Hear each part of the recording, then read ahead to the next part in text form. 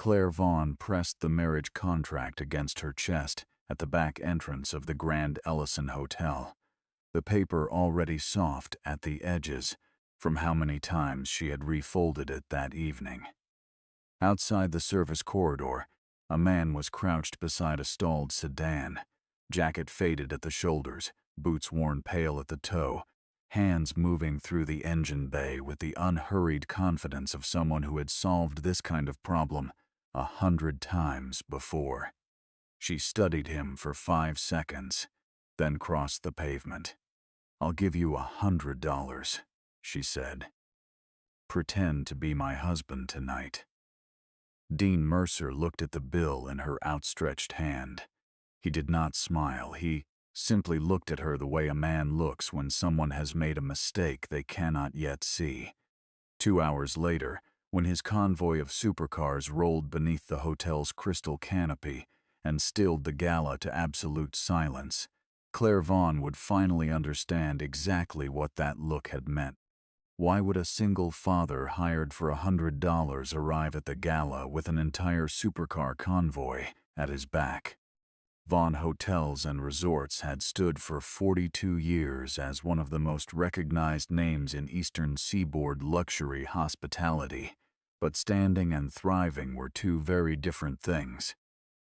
And in the 12 months since Claire Vaughn had taken the chief executive position, the board had made sure she felt that distinction at every quarterly meeting. The company's share price had declined 8% across the second and third quarters, a slide driven partly by 2 failed acquisition bids and partly by a capital-heavy renovation cycle stretched across 4 flagship properties. These were recoverable setbacks by any reasonable measure. Claire knew it, the analysts confirmed it, but the board was composed mostly of men who had spent their careers measuring stability through optics as much as balance sheets, and the optic they kept returning to was this: their chief executive was 34 years old, unmarried, and in their collective estimation not yet projecting the settled image they believed the Vaughn brand required. Margaret Vaughn had been delivering this message in every available format for nearly 2 years. She embedded it in Sunday phone calls that began with pleasantries and ended with pointed observations about institutional confidence. She inserted it into board-adjacent dinners, something that sounded like maternal concern but functioned as strategic instruction. She had already assembled what she considered the complete solution. Tyler Knox, 41 years old, investor, reliably photographed at the right charitable events, and the holder of a significant stake in Vaughn Hotels, placed 2 years prior, a position he had since converted into a standing invitation to treat the company's inner circle as his own. Tyler attended executive dinners without being formally requested. He forwarded unsolicited notes on renovation timelines. He had once referred to Claire's corner office as, "The room will eventually consolidate," in a conversation she was not meant to overhear, and she had filed that sentence away, like evidence waiting on a verdict. What Tyler Knox wanted from a marriage to Claire had nothing to do with Claire. He wanted co-signature authority over major acquisition decisions, preferred access to the Vaughn property network in 3 markets where his own brand remained thin, board representation with structural teeth, and the generational legitimacy that came from being embedded in a family company through something as binding as marriage. It was a corporate merger dressed in ceremony, and the fact that Margaret found the arrangement not only acceptable but strategically elegant was something Claire could not absorb without feeling the floor tilt slightly beneath her. The Grand Ellison Gala had been scheduled as a brand anniversary celebration. Investors, media, longtime partners, the kind of evening that appeared effortless only because 40 people had engineered it for 6 weeks. But 3 days before the event, A publicist, Claire, had never forwarded her a draft press release announcing Tyler Knox as her devoted partner and referencing a formal engagement announcement timed to the evening's remarks. Claire read the document twice, placed her phone face down on the desk, and sat in the specific stillness of someone deciding whether to be strategic or honest. She called Brooke immediately.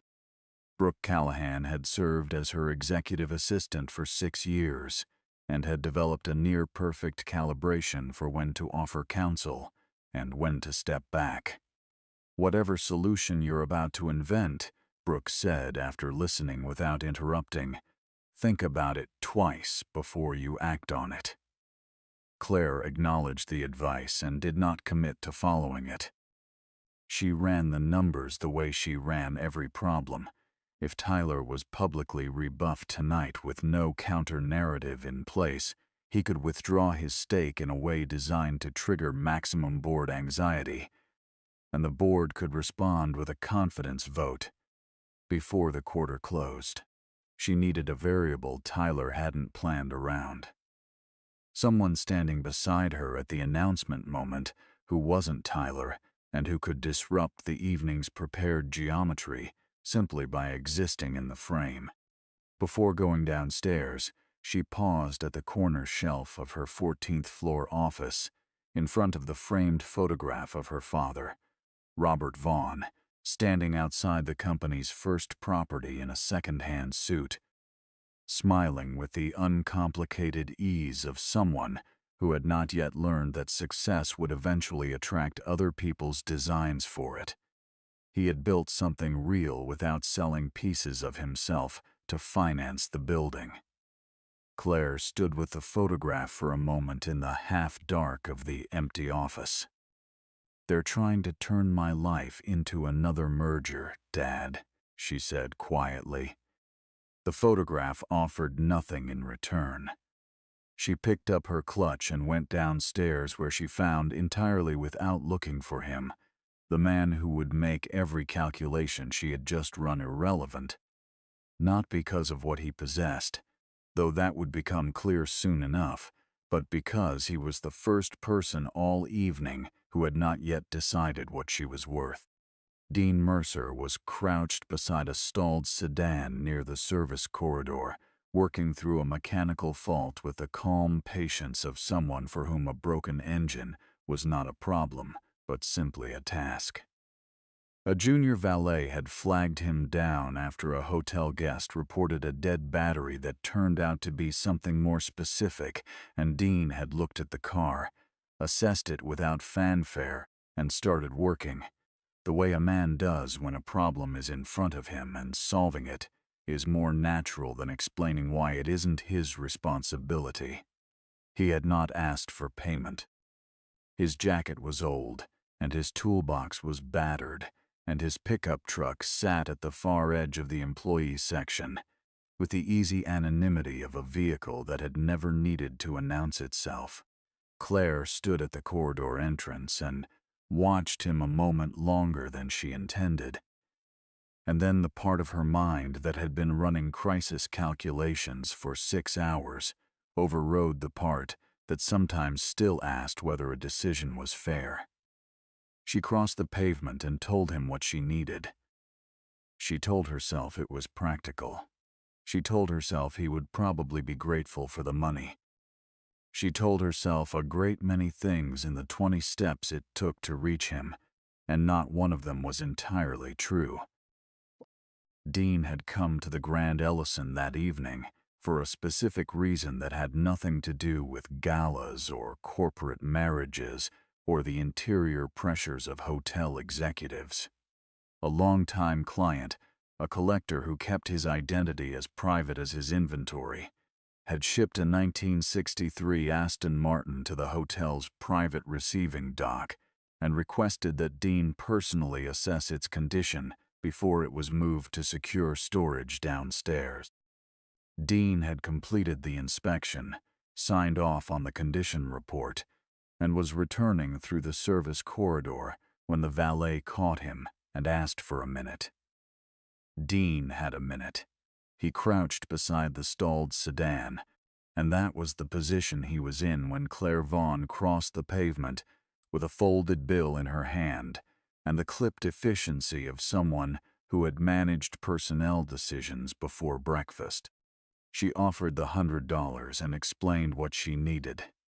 A man to stand beside her at the gala for 2 or 3 hours, introduce himself as her husband, and be plausible enough to disrupt a business arrangement she had not agreed to.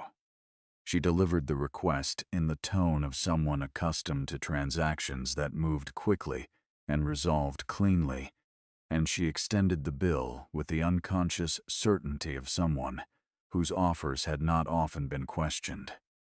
Dean straightened slowly, looked at the money, and then looked at her.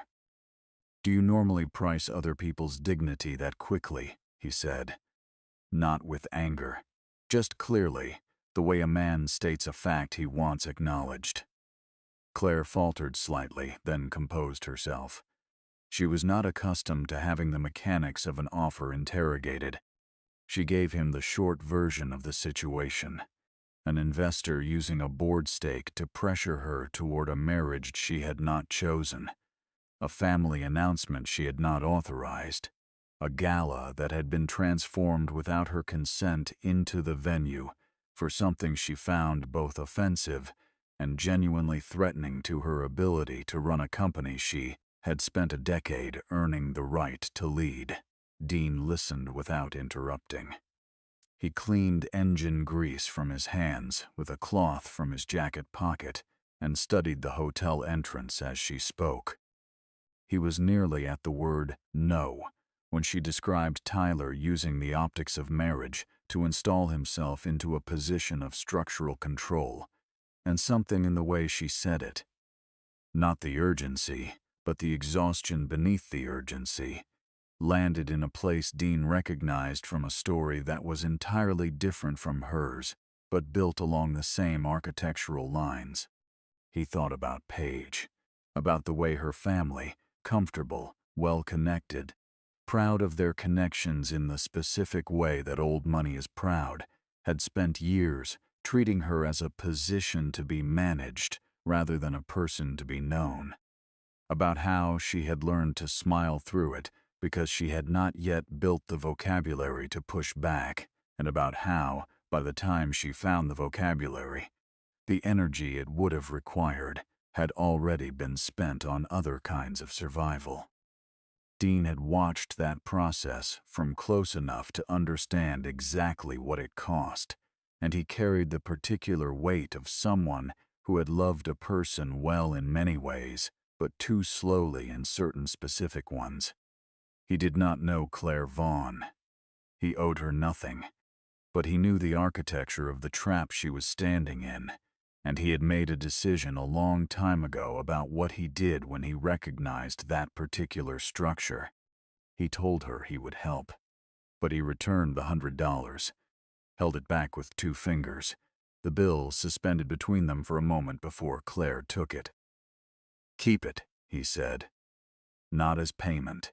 Keep it so you remember how you made this offer." Claire opened her mouth to respond and found herself without an immediate answer, which was unusual enough that she registered it without commenting on it. Brooke materialized from the service corridor with a borrowed blazer and a hotel-grade dress shirt still in its packaging, and suggested that if Dean was walking into a gala, he might consider updating the top layer.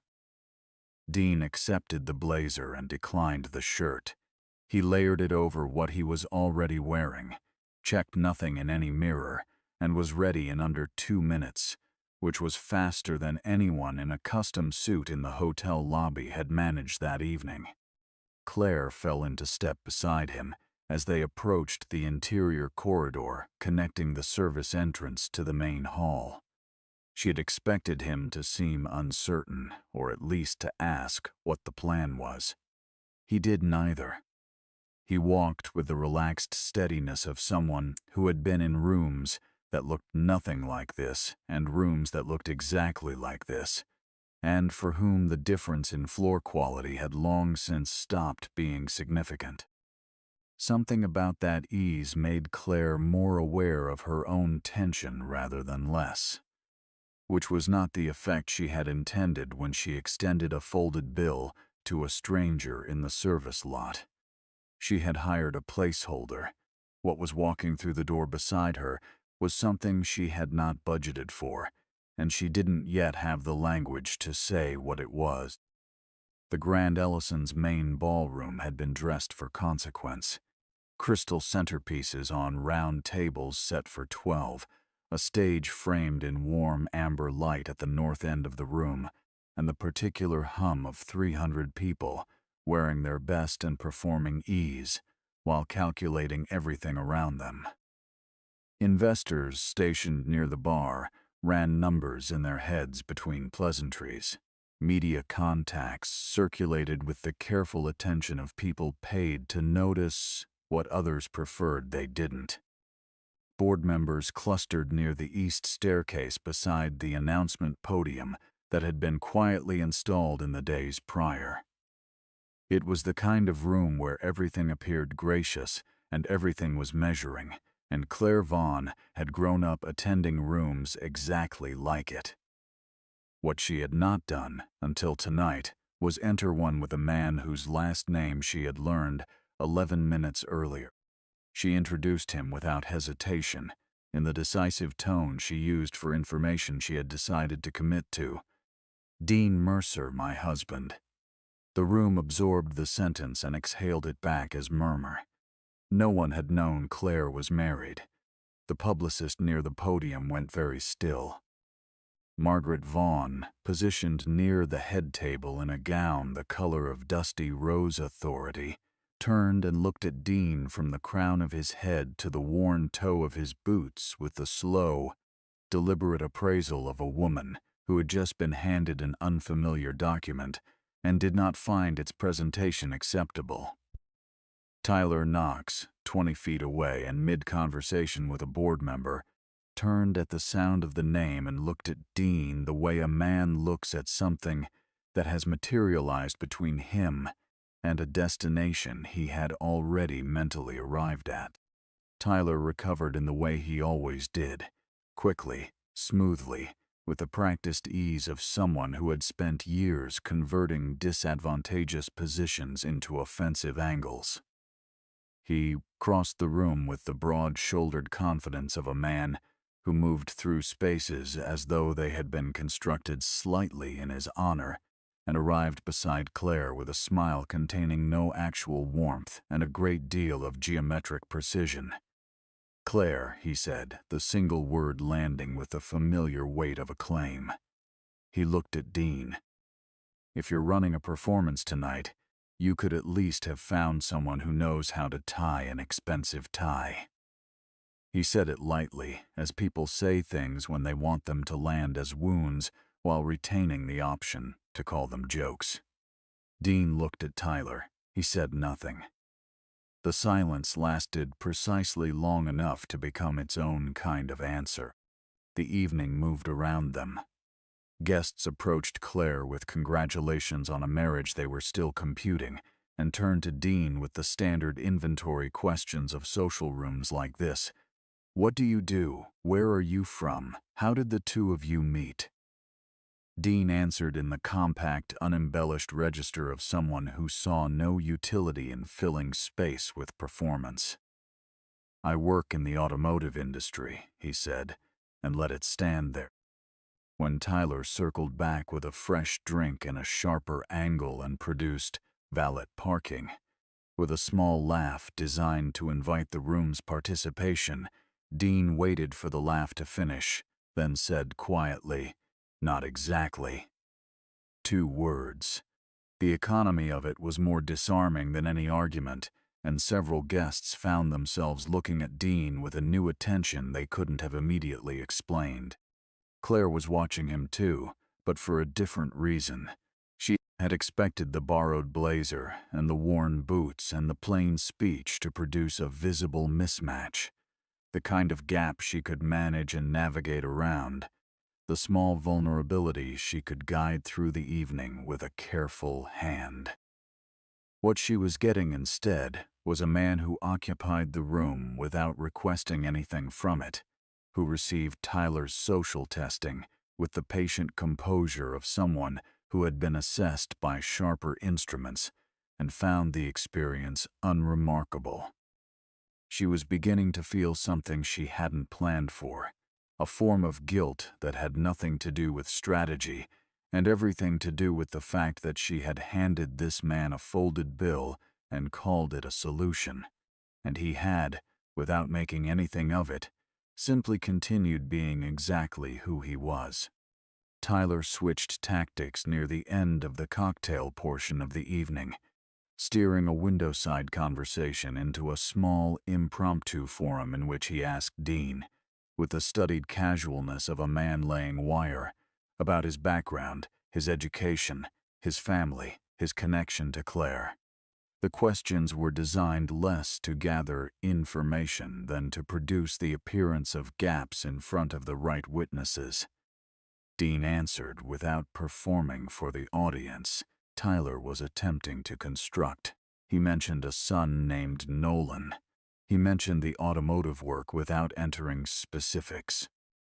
He gave Tyler nothing useful and nothing away, and the precision of the restraint was the thing Tyler found most infuriating, because there was no fumble to leverage, no anxious overcorrection that every other underprepared person in a room like this eventually produced. Near the end of the hour, Tyler produced the VIP guest registry, an elegant Vaughn Hotels tradition, leather-bound with a gold pen, and suggested, with the air of a man administering a social test he believed he had already passed, that Dean sign with the house name, Vaughn Mercer. Dean took the pen, opened to the registration page, and signed his name in a clean, unhurried hand. Dean Mercer. Nothing added, nothing performed. He capped the pen and set it on the register, and Tyler looked at the signature with the expression of someone who had thrown a precise punch and connected with nothing. There was a version of Dean Mercer's life that would have made everything about this evening immediately legible to every person in that ballroom: the suit, the fleet, the vocabulary of markets and collections, and the particular financial fluency of people who managed things worth managing. That version was real. It was documented in company filings, in collector contracts, in the private catalogs of acquisition clients on 3 continents who had, at one point or another, paid Mercer Prestige Motors a substantial sum to find, restore, or manage something extraordinary that they couldn't source anywhere else. But it was not the version Dean led with, or wore, or projected, because projecting it had never been the point, and the reason for that went back to a rented garage space, a modest inventory of recoverable vehicles, and a woman named Paige who had believed, before anything else, that the work mattered more than the performance of the work. They had started with 2 lifts and a shared instinct that the collector automotive market was full of serious buyers, and almost no one capable of serving them at the level the work actually deserved. Dean handled the technical side with the fluency of someone who had learned engines before he had learned to manage anything else. He could rebuild a carbureted motor in the time it took most technicians to finish their diagnostic, and he had a specific talent for identifying damaged vehicles with recoverable structural integrity and returning them to conditions that made their original owners wonder why they had ever let them go. Paige managed the financial architecture, the books, the client relationships, the incremental reputation building that transformed a small garage's output into a word-of-mouth network among people who talked carefully and bought seriously. Together they rescued a 1960 Ferrari from an 11-year storage facility sleep, worked it back to full condition over 8 months of patient, disciplined effort, and placed it with a collector who flew in specifically to take delivery. That sale changed what Mercer Prestige Motors was and what it could become. The company grew in the way serious operations grow. Incrementally, then with the kind of acceleration that surprises no one who had been paying attention from the start. A dedicated showroom followed the garage, then a second location in a second market, then a restoration facility focused specifically on hypercar work.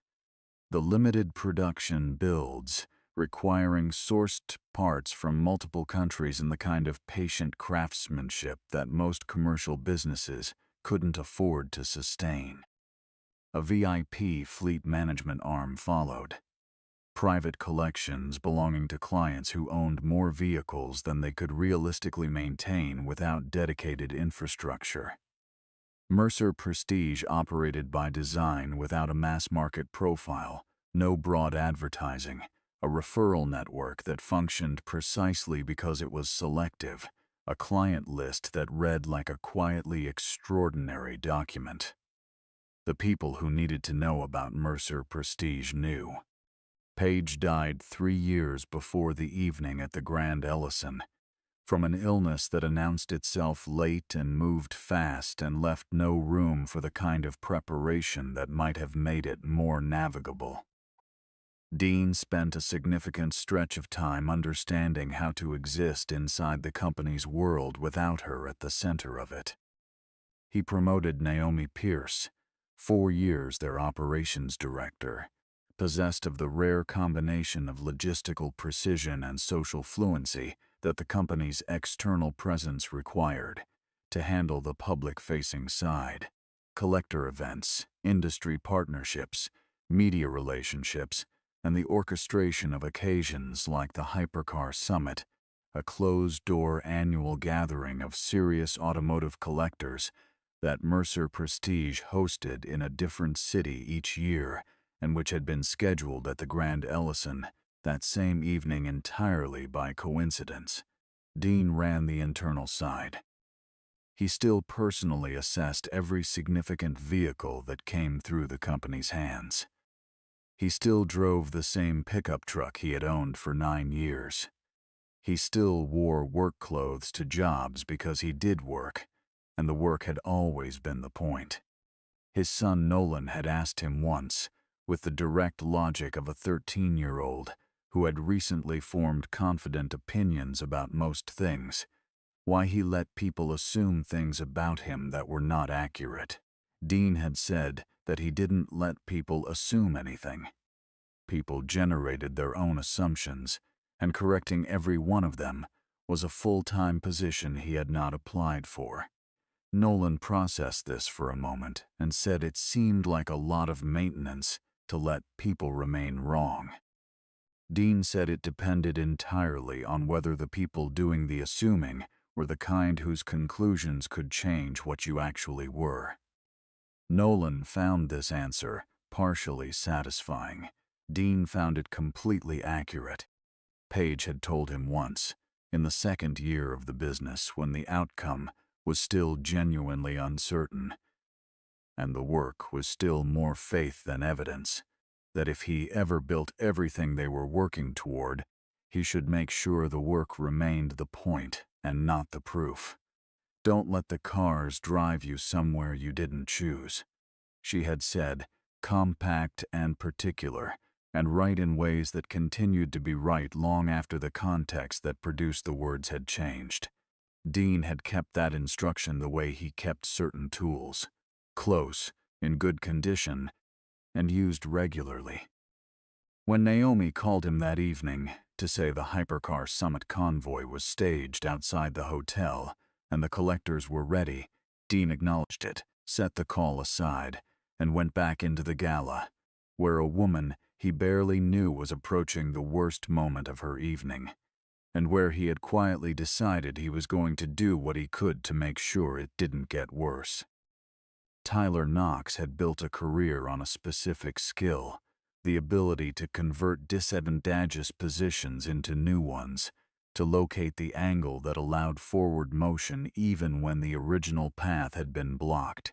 He understood rooms, he understood timing, he understood that the most effective method of dismantling something was to offer to celebrate it first, in public, in front of witnesses who had not yet finished deciding what they thought.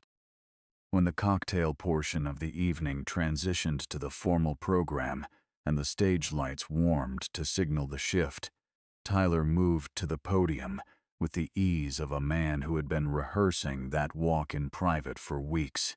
He tapped the microphone once, swept the room with the smile of someone genuinely delighted to be present, and began with warm congratulations to Claire Vaughn for the company's anniversary, for her leadership, and for the wonderful news, he added with a practiced pause, that they had all apparently just learned this evening. He turned toward Dean with an expression of expansive generosity that contained no actual generosity. I think we'd all enjoy hearing a few words from the man Claire apparently married in secret, Tyler said. Something about the relationship. Something that helps the rest of us understand how one of the country's most recognized hospitality executives ended up with a man none of us have had the pleasure of meeting. The room attended with the specific alertness it produces when someone has said something that could be gracious or devastating and has not yet made clear which. Claire stood very still near the stage. Brooke, at the back wall, looked at her phone as though it might offer an exit. Dean walked to the stage with the same unhurried ease he had carried all evening, and the room watched him with the concentrated attention of 300 people who were genuinely uncertain what was about to happen. He stood at the microphone and let the room finish settling. Then he said, "A marriage shouldn't be a contract someone engineers to buy control over another person." He did not raise his voice. He did not add anything to it. He said it clearly, and without performance, and let it stand in the air of the ballroom the way a stone stands in still water. The silence that followed was the kind that precedes collective recalibration. Several board members exchanged glances. Margaret Vaughn's expression passed through 3 distinct phases in approximately 4 seconds. Tyler's smile technically remained, but had been emptied of all the architecture that made it functional. Tyler recovered, which he was practiced at, and pivoted to a fence, which was the register where he operated most effectively. He addressed the room with the renewed confidence of someone who had just located the precise lever he had been looking for all evening. He said that Claire had hired this man, the specific word hired, delivered with the measured weight of a verdict, and that the person standing at the microphone was not her husband, had never been her husband, and was in fact, by his understanding, a working man who had been offered $100 to occupy a role for an evening, which was all the evidence present that the marriage had required. He delivered it without apparent heat, as though simply correcting the record, which made it land harder than anger would have. The room began to reorganize itself around this new information. Margaret moved toward the stage with the instinct of a woman who had spent 4 decades managing the family's presentation, and who did not intend to allow a spontaneous confession to rewrite the program. Claire felt the shame of it, not the shame of being exposed, but the more specific shame of having made Dean the collateral of her crisis, of having offered him a folded bill and walked him into a room where he was now being described, in front of the people who controlled the financial levers of her company, as someone who could be retained for a convenient evening. Dean did not step back from the microphone. He waited for Tyler to finish, then said, "That's mostly accurate. She offered me $100. I haven't taken it. A beat. There are things in this room worth a great deal less than $100, and money had nothing to do with why any of us are standing here."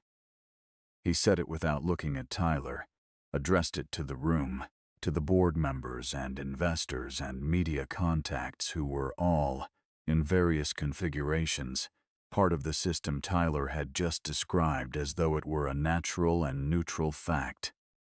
Then he stepped back from the microphone and walked off the stage with the unhurried precision of someone who had said what he came to say and found no further value in adding to it.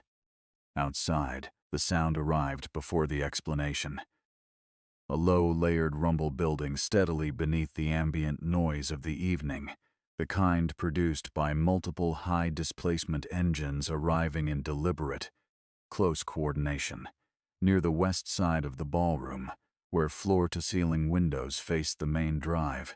Someone noticed the advancing headlamps first, staggered, sequential, too precise to be ordinary evening traffic. Several guests drifted toward the glass, then more. Tyler Knox, in the middle of composing his follow-up, stopped composing and turned, and for the first time since he had taken the microphone that evening, said nothing at all.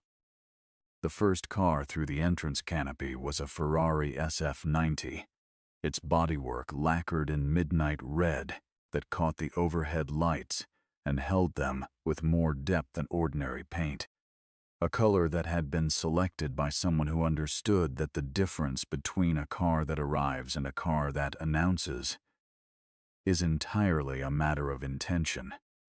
Behind it came a Lamborghini Aventador in matte black, low and wide and moving with the measured inevitability of something that knows it does not need to hurry to produce an impression. After that, a McLaren 720S in Arctic white, an Aston Martin DBS in British racing green, a Porsche 918 in silver so pale it read as light rather than color, and then, occupying the final position with the quiet finality of a last word, a Bugatti Chiron, dark navy with a spine of exposed carbon fiber running the length of the roof, which settled beneath the canopy in the way that objects of genuine rarity settle into any space, which is to say, completely. Behind these came a second tier, collector pieces, limited production, some with histories specific enough that the men in the ballroom who followed such things had begun moving toward the glass not because they had decided to, but because their feet had made the decision on their behalf. Every car carried a small embossed logo at the lower corner of the windshield, a stylized letter M above the words Mercer Prestige Motors in clean, unadorned type. The drivers emerged in matched dark suits, synchronized and unhurried, and stood beside their vehicles in the manner of a fleet at rest while its principal attended to something inside. The composition through the floor-to-ceiling glass was precise enough that several guests in the ballroom found themselves wondering whether it had been staged. And the answer to that question was, of course it had, but not in the way they were thinking. It was intentional in the way that preparation is intentional. Someone had assembled all of this through years of specific, quiet work, and the only reason the image read as cinematic was that it was real. Naomi Pierce entered the ballroom through the side corridor, with the focused, brisk energy of someone whose evening had just intersected with a situation she had not been briefed on. She was followed by 2 event management staff and 2 members of the summit's private security arrangement, all moving in the controlled, purposeful way of people who have a clear destination in a room full of people uncertain what they are witnessing. Naomi navigated directly to Dean without glancing at Tyler, without pausing to absorb the ballroom's recalibrating atmosphere, and said, "Mr. Mercer, the collectors are ready. The summit cannot begin without you."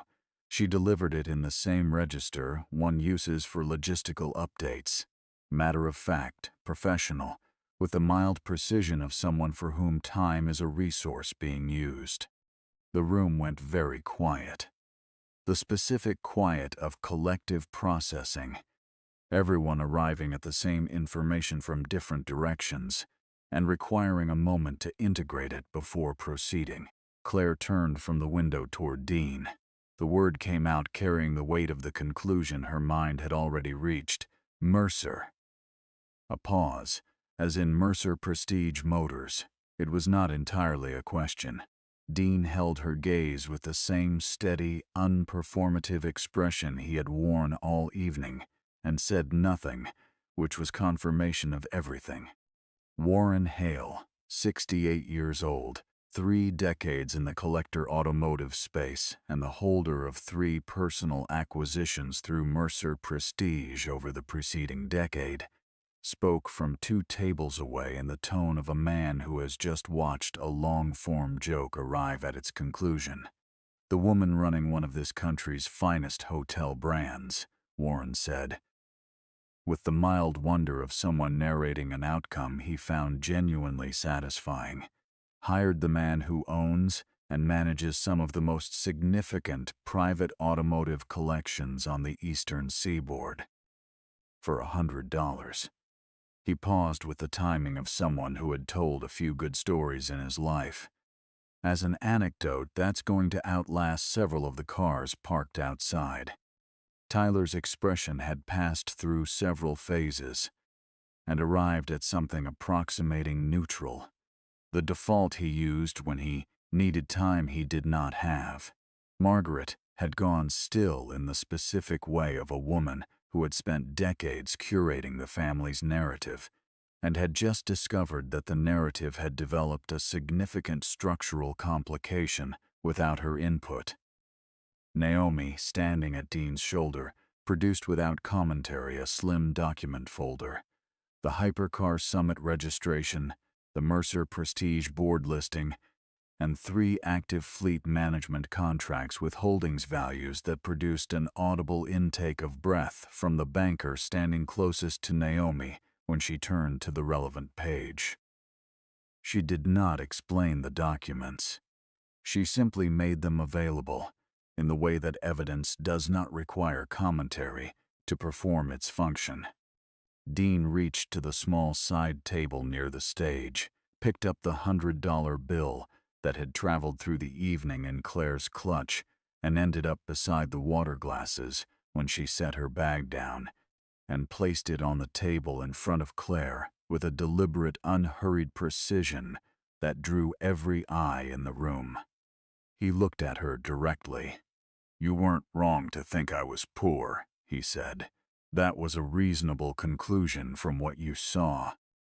But there's a difference between being wrong about what someone has and being wrong about what they cost."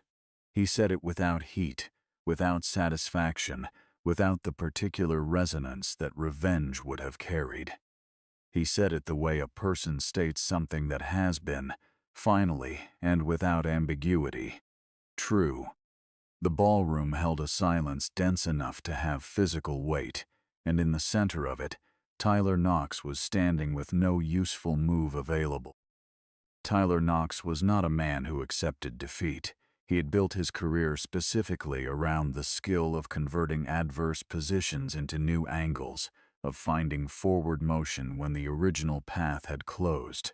He tried one now, he told the room, with the conviction of someone who hoped conviction alone might carry the argument that the entire evening had been theater, that Dean Mercer had concealed his resources from the outset specifically to arrange this moment, to set a trap and permit it to close in front of an audience assembled for exactly this purpose. This was orchestrated, Tyler said, using the word that sounds like an accusation without quite being one. Naomi responded before Dean had the opportunity. "Mr. Mercer told no one he was poor," she said with the calm of a woman who has stated accurate facts in difficult rooms before and finds it entirely unremarkable. He said nothing about himself at all. He came here to inspect a vehicle. He was asked by this woman to stand beside her. Everything else was decided by the people in this room, not by him. It was clean, precise, and entirely accurate, and it landed with the weight of something that could not be credibly disputed. Brooke confirmed the sequence of events in the specific corporate minute meeting tone she reserved for information she wanted on the permanent record. Claire had approached Dean first. Claire had offered the money. Claire had made the assumptions. She delivered it without unkindness. She simply made it accurate. And Claire, standing at the edge of the stage with 300 people, waiting to see what she would do with the next 30 seconds, ran the calculation she always ran when a decision was in front of her, weighed the clean exit ramp against the other option, located the version of the evening that her mother would prefer and her publicist would recommend, and then she climbed the 3 steps to the stage without taking any of it. She said, "I asked a stranger to pretend to be my husband tonight because I was afraid. I offered him money to do it because making a transaction was easier than admitting I was afraid. I looked at him and saw his jacket and his boots and the truck he drove, and I decided what he was worth based on what he was wearing. I was wrong about all of it."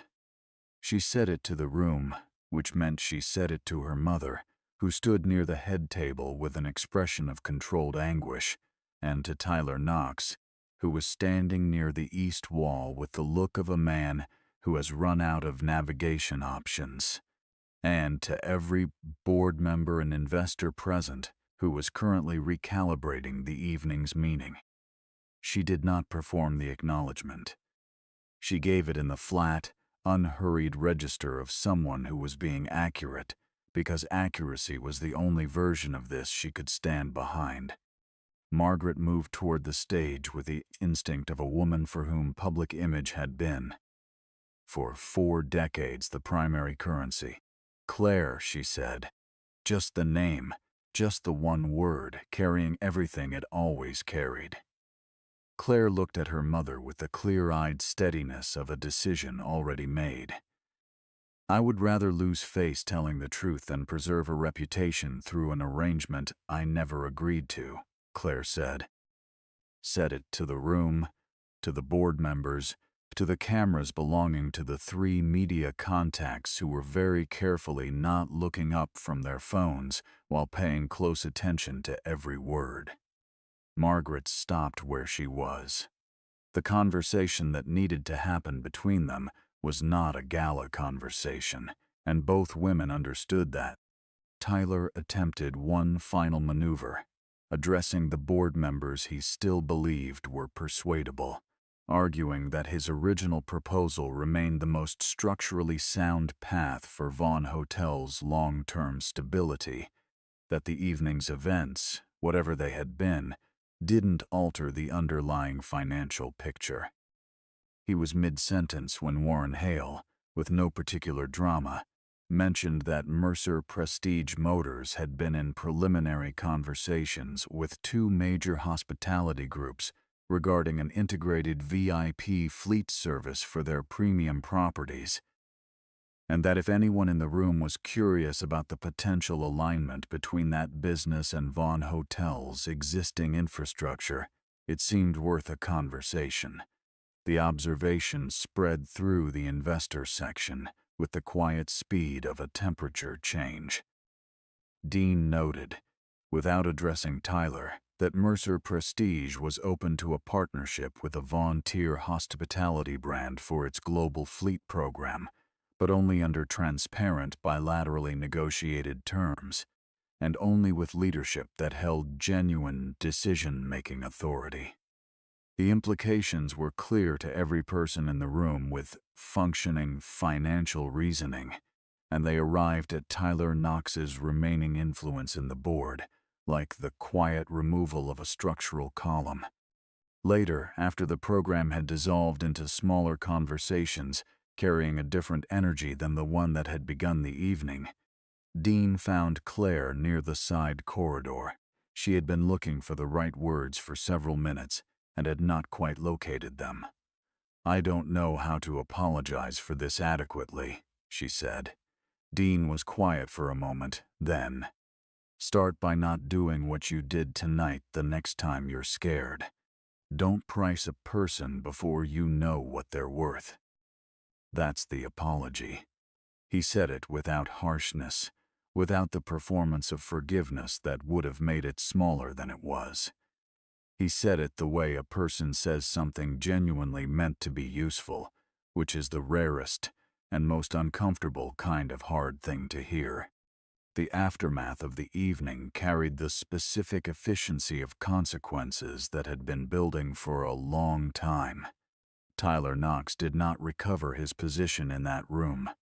The investors who had come prepared to follow his lead on the Vaughn board question departed in smaller conversations that no longer included him, and by the time the last tables were being cleared, the strategic foundation he had spent 2 years constructing within the family company had been reduced to something requiring reconstruction from the beginning, if he chose to undertake it.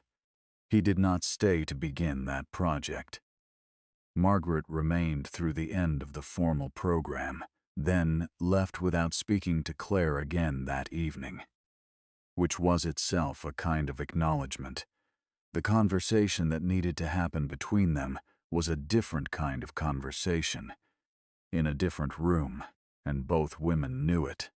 The Hypercar Summit was already underway in the private event space on the hotel's lower level when Dean extended the invitation to Claire. He offered it without ceremony. Come if you'd like, as yourself, not as a CEO who needs something from the room. She went. The summit was an intimate gathering of people who spoke about specific machines with the vocabulary of genuine knowledge, who moved through the space with the ease of individuals who had nothing to demonstrate to one another. Dean introduced Claire to 3 collectors and 2 partners with the straightforward completeness of someone who was not managing anyone's presentation, including his own. She was received as she was, the executive of a hospitality company with a potentially interesting structural alignment to propose. And the conversation was direct and substantive and entirely unlike anything she had participated in that evening in the ballroom upstairs. Before the night closed, Vaughn Hotels and Mercer Prestige Motors signed a letter of intent for a pilot program, VIP fleet transportation services across Vaughn's 3 flagship properties, 12-month evaluation period, terms drafted with equal input from both principals. It had been Warren Hale's casual observation that opened the door, and Naomi's logistical precision that walked through it, but it moved forward because the alignment was real and because the 2 people at the center of it, one of whom had arrived in a borrowed blazer, and one of whom had spent the first 40 minutes of the evening explaining why a stranger deserved $100, had managed, against all reasonable expectation, to end the evening with something honest between them. Dean told Claire, near the end of the summit, that he had agreed to help not because of the money, and not because of Tyler Knox specifically, but because he recognized the architecture of what was being done to her, and he had made a decision a long time ago about what he did when he recognized that particular structure. He had seen it from the inside, he said. He knew what it cost. Claire listened without interrupting. She had been holding the $100 bill for most of the evening without entirely realizing it, and she asked what she was supposed to do with it now. Dean said to keep it. Not as a souvenir. Keep it so that the next time fear made her reach for something convenient, she would remember that convenience had a cost she hadn't factored into the original transaction. Nolan called at 11:47 in the easy, direct tone of a 13-year-old who had already formed a reliable hypothesis about the evening's events. "Dad," he said, "did you get pulled into rich people drama again?" Dean said, "A little. But I brought enough cars to leave when it was time." Nolan considered this for a moment, then said that made sense, which it did. The night had settled into the particular quiet of a city street after something significant has moved through it. The convoy was still arranged in front of the Grand Ellison, the cars sitting beneath the canopy lights with the patient, unhurried beauty of things built to last. Claire stood at the edge of the drive and looked at the lineup: the Ferrari, the Lamborghini, the Bugatti, the McLaren, and then she saw Dean walking toward the far end of the lot, past all of them, to the pickup truck parked alone at the edge of the employee section. She called after him, "You're not taking one of the supercars?" Dean looked back from beside the truck door. He smiled, not the performing kind, but the quiet, real kind that suited his face far better. "They said enough tonight," he said. He got in. The engine turned over with the steady, unpretentious sound of something that simply worked, without needing to explain itself. He pulled out of the lot without looking back, the pickup moving past the line of supercars, past the crystal canopy, past the Grand Ellison's polished entrance, and out into the ordinary city street beyond. Leaving behind, as proof of everything he was, and everything he had chosen not to make obvious, a row of some of the most extraordinary machines in the world, gleaming quietly in the dark, owned entirely by the man driving away in the truck.